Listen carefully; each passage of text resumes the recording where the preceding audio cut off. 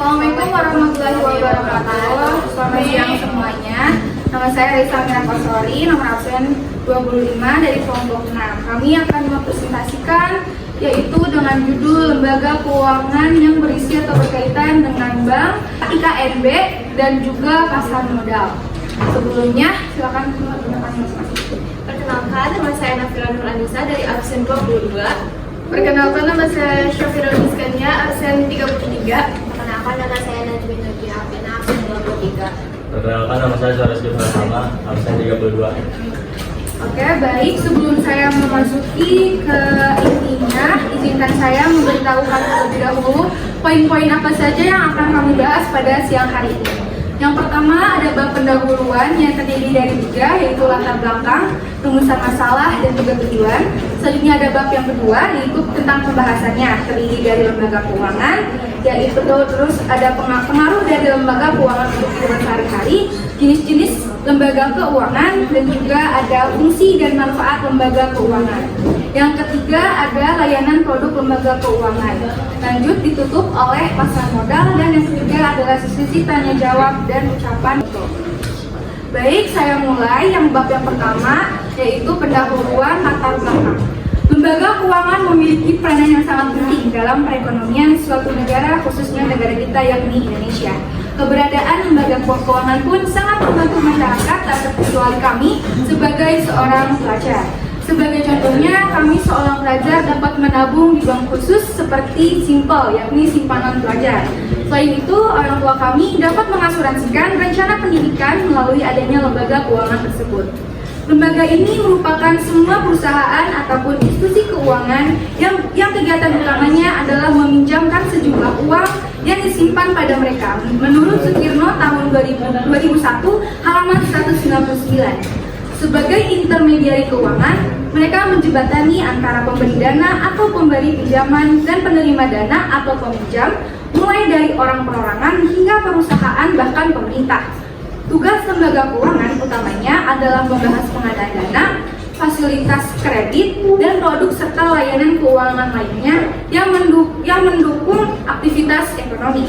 Selanjutnya, badan-badan ini mendorong masyarakat untuk membuat simpanan atau tabungan, dan kemudian tabungan yang dikumpulkan tersebut dipinjamkan kembali kepada individu-individu dan perusahaan-perusahaan yang membutuhkan, serta sebagian lainnya digunakan untuk membeli saham-saham berbagai perusahaan.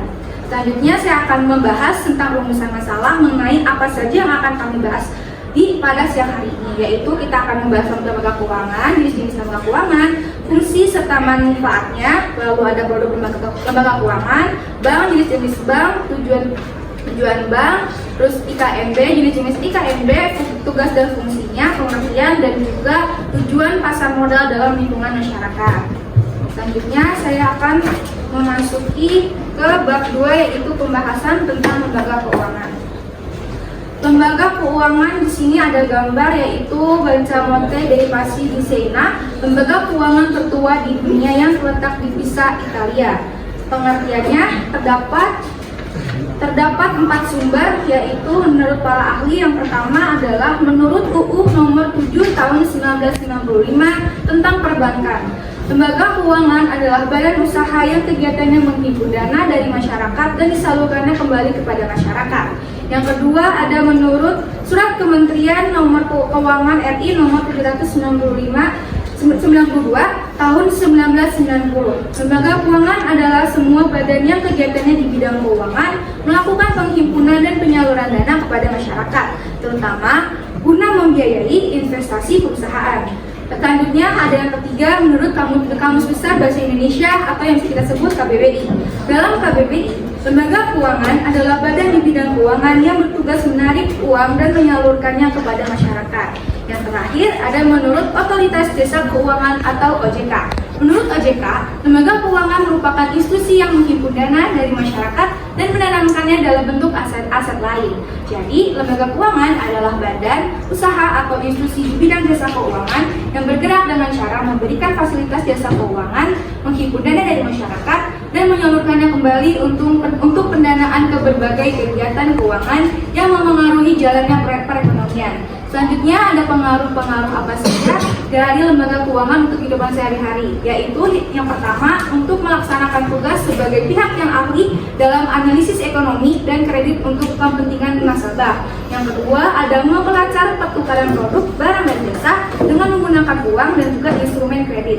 Yang ketiga ada lembaga keuangan berkewajiban menyebarkan informasi serta kegiatan yang berguna dan menguntungkan bagi nasabahnya. Berikutnya ada memberikan jaminan hukum dan moral mengenai keamanan dana masyarakat. Selanjutnya ada memberikan kemudahan dan keamanan dalam transaksi keuangan. Yang terakhir ada sebagai perantara pemilik modal yang disimpan serta pasar utang yang bertanggung jawab dalam hal penyaluran dana yang dipinjam tersebut. Penjelasan selanjutnya akan dibacakan oleh saya, Nafira. Selain dari pengertian, juga pengaruh dari lembaga keuangan, tentunya ada jenis-jenis lembaga keuangan. Berdasarkan jenisnya, lembaga keuangan terbagi menjadi dua jenis, yaitu lembaga keuangan bank dan juga non-bank. Lembaga keuangan bank dia memiliki contoh diantaranya yaitu bank sentral, bank komersial atau bank umum, dan bank perkreditan rakyat (BPR). Selanjutnya ada lembaga keuangan non-bank. Lembaga keuangan non-bank memiliki contoh diantaranya yaitu perusahaan leasing, perusahaan asuransi, perusahaan modal, perusahaan dana pensiun, bursa efek, pegadaian, koperasi simpan pinjam, dan lainnya. Selain itu ada pula fungsi dan manfaat dari lembaga keuangan, yaitu diantaranya ialah pertama, memberikan jaminan keamanan penyimpanan uang. Kedua, memberikan informasi pada nasabah. Ketiga, melancarkan pertukaran produk yang menggunakan kredit dan juga uang tunai. Yang keempat, sebagai alat transaksi untuk segala kegiatan. Yang kelima, memberikan pembiayaan untuk usaha dan juga kebutuhan konsumtif. Tak hanya mempunyai fungsi saja, lembaga keuangan tentu memiliki sejumlah manfaat bagi masyarakat dan juga perekonomian. Di antaranya yaitu: 1. Memudahkan transaksi dengan menjaga lintas pembayaran. 2. Menyediakan uang tunai dengan penarikan melalui ATM. 3. Mengalihkan aset untuk memperoleh keuntungan. Yang keempat, relokasi pendapatan untuk digunakan di masa depan. Selanjutnya ada layanan produk dari lembaga keuangan. Yang pertama itu ialah bank. Pengertian dari bank: pertama, menurut Wikipedia, bank adalah suatu lembaga keuangan intermediasi yang umumnya didirikan dengan kewenangan untuk menerima simpanan uang, meminjamkan uang, dan menerbitkan surat sanggup bayar. Kata bank sendiri berasal dari bahasa Italia banca yang memiliki arti sebagai tempat penukaran uang. Yang kedua, menurut undang-undang. Sedangkan menurut Undang-Undang Perbankan, bank adalah badan usaha yang menghimpun dana dari masyarakat dalam bentuk simpanan dan menyalurkannya kepada masyarakat dalam bentuk kredit ataupun bentuk-bentuk lainnya dalam rangka meningkatkan taraf hidup rakyat banyak.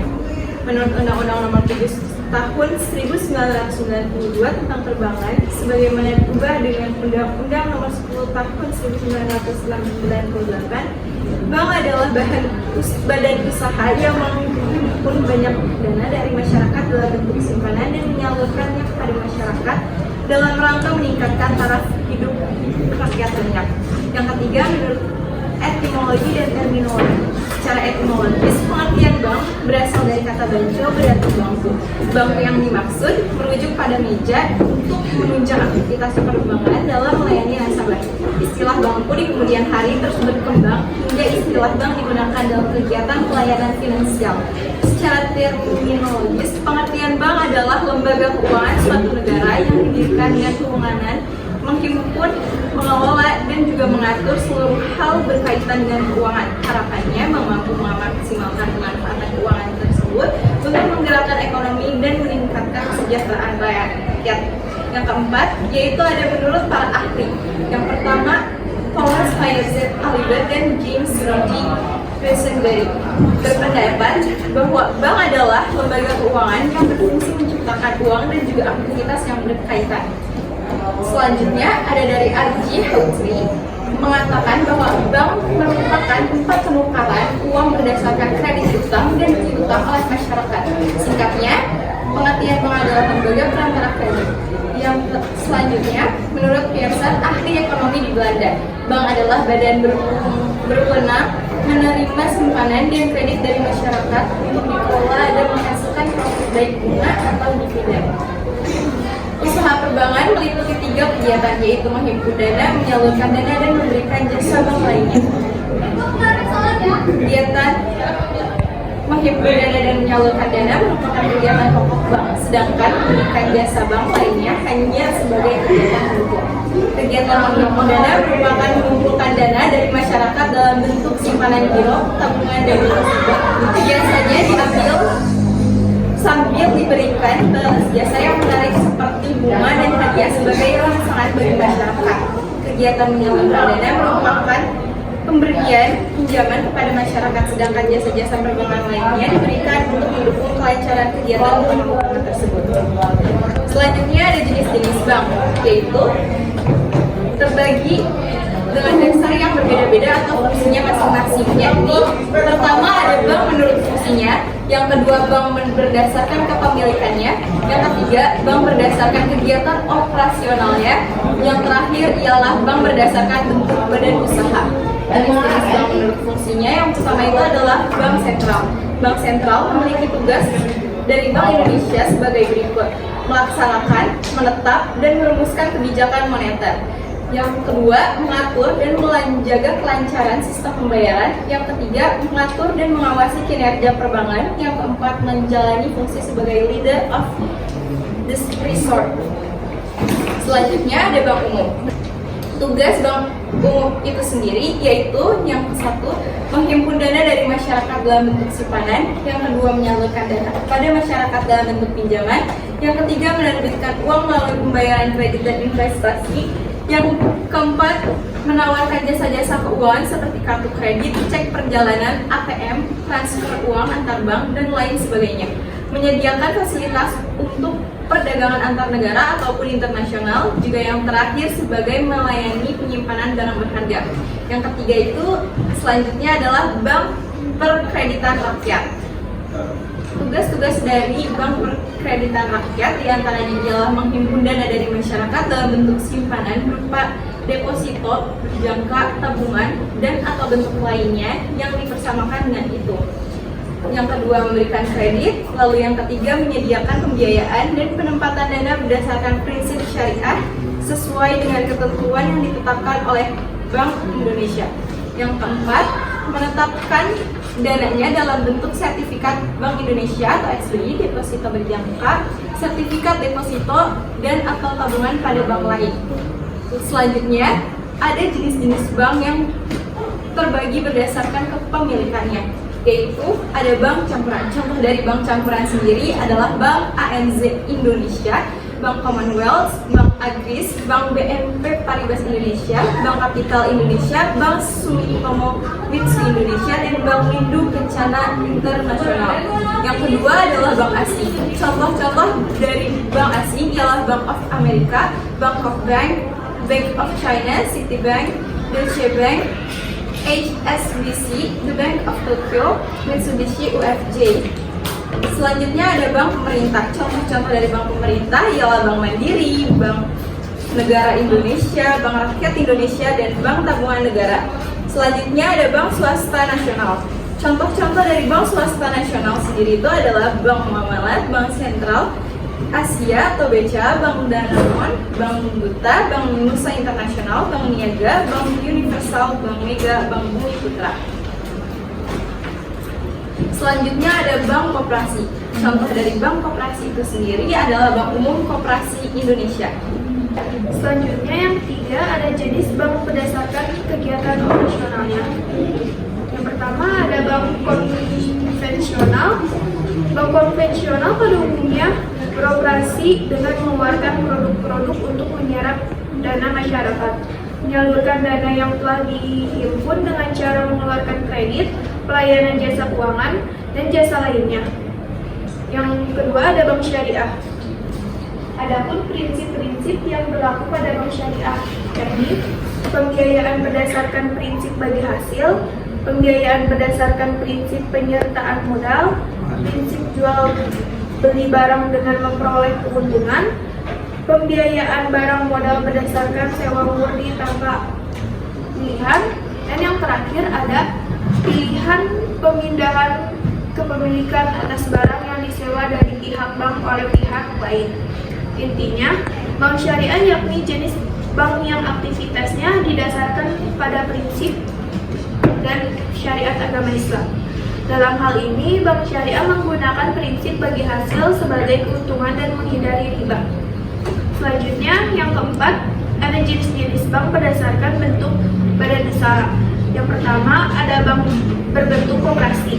Yang kedua, ada bank berbentuk perusahaan perseorangan. Yang ketiga, ada bank berbentuk perseorangan terbatas atau PT. Dan yang terakhir, bank berbentuk firma. Selanjutnya ada fungsi dan tujuan bank. Yang pertama ada fungsi umum bank, penghimpunan dana masyarakat. Yang kedua, menyalurkan dana masyarakat. Bank juga memiliki layanan perbankan seperti menyediakan fasilitas dalam negeri dan luar negeri, menawarkan layanan untuk meminjam dengan mudah, memberikan kemudahan layanan produk, solusi untuk investasi, mendorong kebiasaan untuk menabung, dan melayani berbagai kepentingan keuangan masyarakat. Yang B, ada fungsi khusus bank. Yang pertama ada financial intermediary. Yang kedua ada agent of trust. Yang ketiga ada agent of development. Yang keempat ada agent of service. Selain fungsi, terdapat pula tujuan dari bank, yaitu menunjang pelaksanaan pembangunan nasional untuk meningkatkan pemerataan, pertumbuhan ekonomi, serta kestabilitas nasional ke arah peningkatan kesejahteraan rakyat banyak. Bank juga membantu masyarakat meningkatkan dan mengembangkan fasilitas melalui investasi dan lainnya. Selanjutnya ada industri keuangan non-bank atau IKNB. Pengertian. Yang pertama, menurut SK Menteri Keuangan nomor 38 MK 4/1972, industri keuangan non-bank yang sering kali disebut sebagai lembaga keuangan bukan bank atau LKBB yang didirikan sejak tahun 1972. Yang kedua ada menurut beberapa sumber.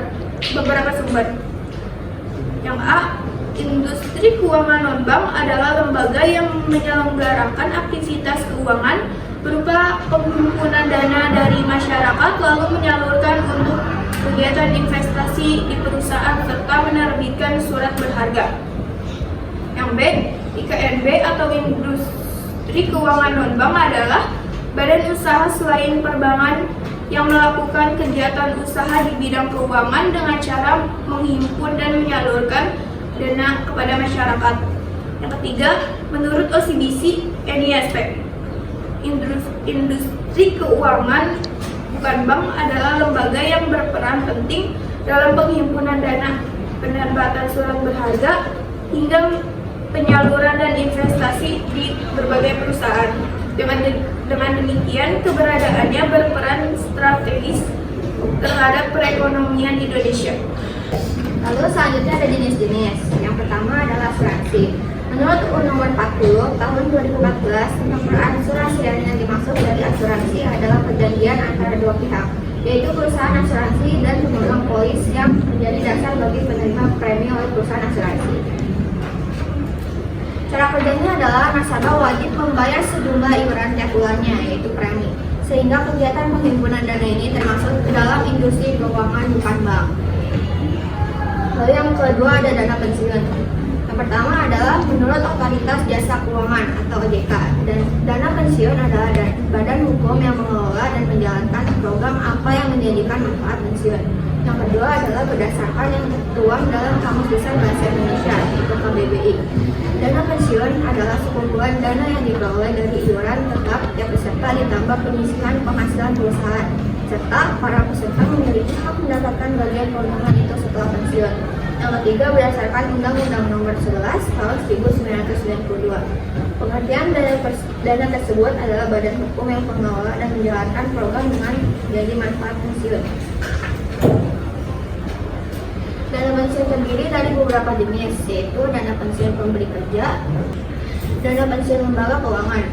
Yang ketiga, dana pensiun berdasarkan keuntungan. Lalu ada lembaga pembiayaan dengan OJK, otoritas jasa keuangan. Lembaga pembiayaan adalah badan usaha yang melakukan kegiatan pembiayaan dalam bentuk penyediaan dana atau barang modal. Lalu ada lembaga jasa keuangan khusus. Lembaga keuangan khusus terdiri dari beberapa lembaga atau perusahaan yang dibentuk untuk melaksanakan tugas dan fungsi yang bersifat khusus. Beberapa contoh dari lembaga jasa keuangan khususnya ini: Lembaga Pembiayaan Ekspor Indonesia (LPEI), perusahaan pengadaian, lembaga penjamin, perusahaan pembiayaan sekunder perumahan, PT Permodalan Nasional Madani, dan PT Dana Reksa Persero. Lalu ada lembaga keuangan mikro berdasarkan OJK.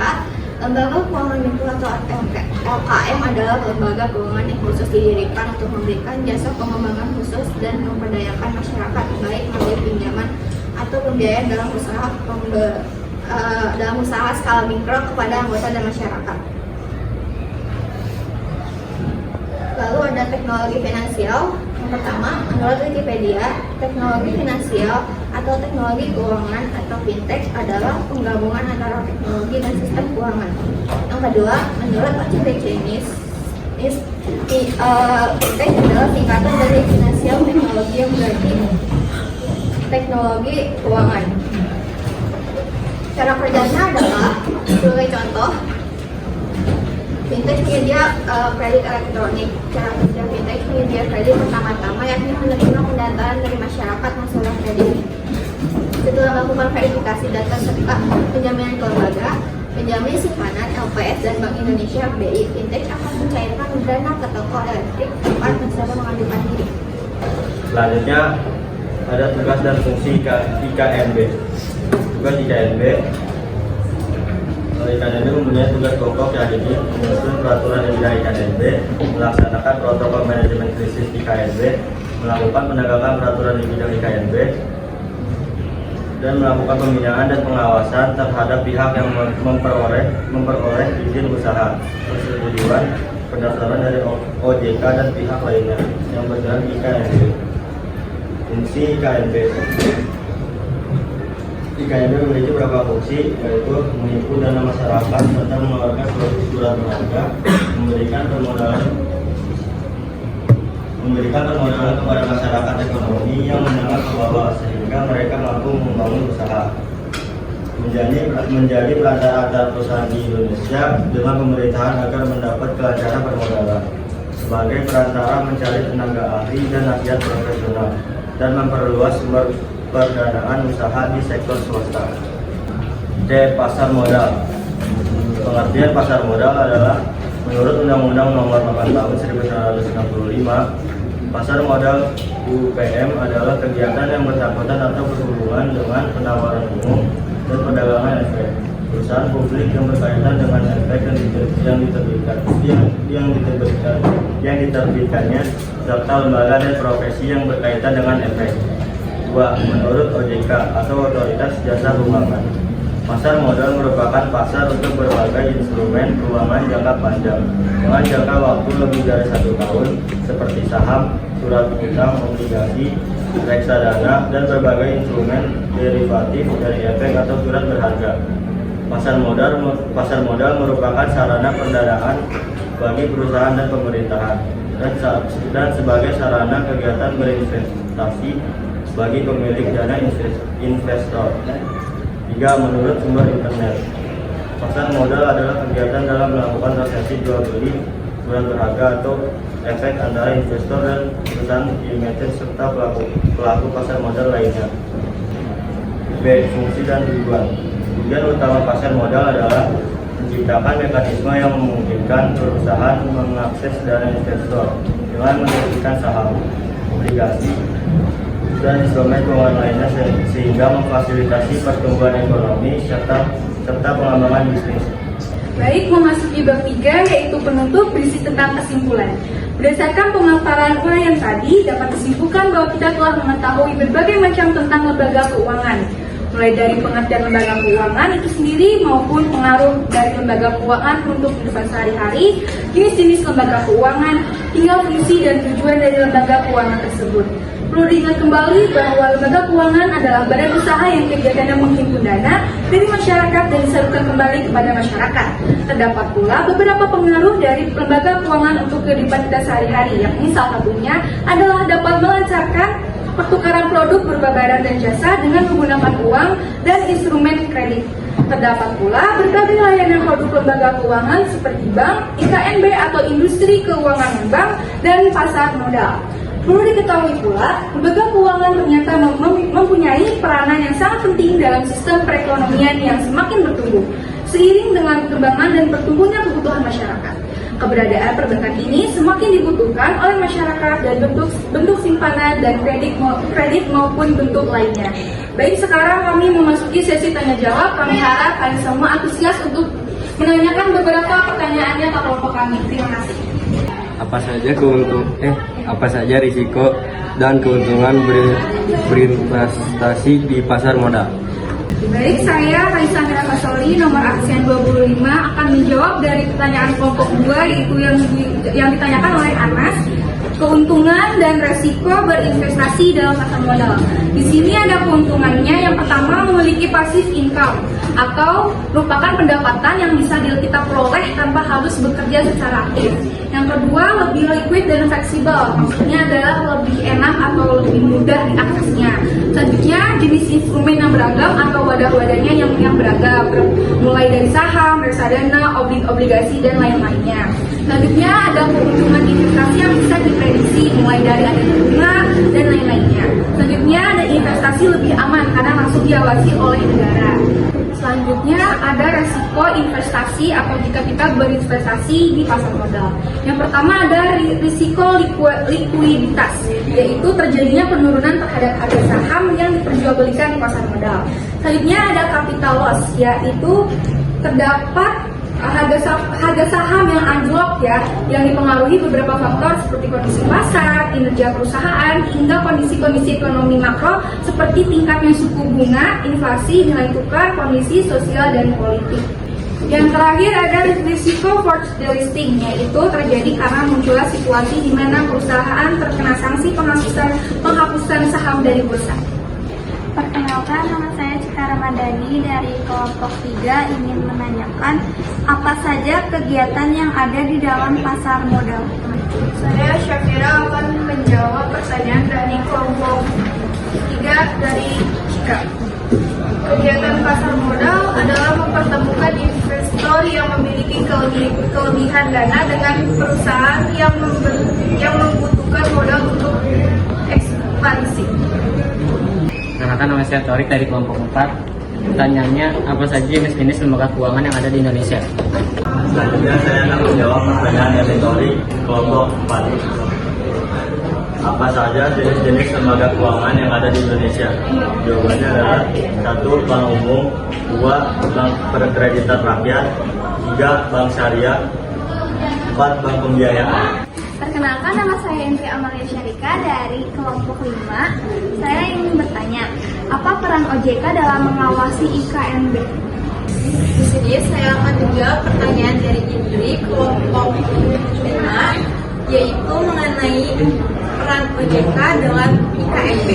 Peran utama OJK dalam IKNB diantaranya yaitu sebagai pengawasan, di mana OJK bertanggung jawab untuk memastikan bahwa IKNB beroperasi sesuai dengan peraturan yang berlaku, menjaga stabilitas sistem keuangan dan melindungi kepentingan konsumen. Selanjutnya ada regulasi, yang dimana OJK memiliki peran untuk mengatur dan mengendalikan kegiatan lembaga-lembaga di industri keuangan non-bank. Selanjutnya pun ada perlindungan konsumen, di mana OJK berfungsi untuk melindungi konsumen sektor IKNB dari praktik bisnis yang tidak adil atau merugikan. Yang keempat yaitu sebagai pemberian izin dan pengawasan lembaga baru. OJK juga memiliki otoritas untuk memberikan izin operasional bagi perusahaan baru di sektor IKNB dan memastikan bahwa mereka memenuhi persyaratan yang ditetapkan. Selanjutnya yaitu sebagai peningkatan literasi keuangan, di mana OJK aktif dalam kampanye literasi keuangan termasuk untuk sektor IKNB dengan tujuan meningkatkan pemahaman masyarakat mengenai produk dan layanan keuangan yang tersedia. Dan yang terakhir yaitu sebagai stabilitas dan pengembangan. yang dimana OJK berperan dalam menjaga stabilitas sektor IKNB serta mendukung pengembangannya untuk memperkuat peran industri dalam perekonomian nasional. Kenalkan, nama saya Zawan Arvidio. Saya ingin bertanya apa yang dimaksud dengan pasar modal. Saya Juminun Jirafina akan menjawab pertanyaan dari kelompok 7. Pengertian pasar modal, jawabannya adalah pasar modal merupakan pasar untuk berbagai instrumen keuangan jangka panjang dengan jangka waktu lebih dari 1 tahun, seperti saham, surat utang atau obligasi, reksadana, dan berbagai instrumen derivatif dari efek atau surat berharga. Terima kasih. Perkenalkan, nama saya Muhammad Baju Maulana, absen 20 dari kelompok 1. Ingin bertanya, apa perbedaan antara bank dan lembaga keuangan non-bank? Baik, yang terakhir saya akan menjawab dari kelompok 1 yang ditanyakan oleh Fadli, yaitu apa perbedaan antara lembaga keuangan bank dan bank. Perbedaannya yaitu lembaga keuangan bank dapat secara langsung menghimpun dana dari masyarakat dalam bentuk giro, tabungan, deposito berjangka. Sedangkan lembaga keuangan non-bank tidak dapat secara langsung menghimpun dana dari masyarakat dalam bentuk giro, tabungan, dan deposito berjangka. Sekian dari kelompok kami, bila ada kurangnya mohon maaf. Wassalamualaikum warahmatullahi wabarakatuh.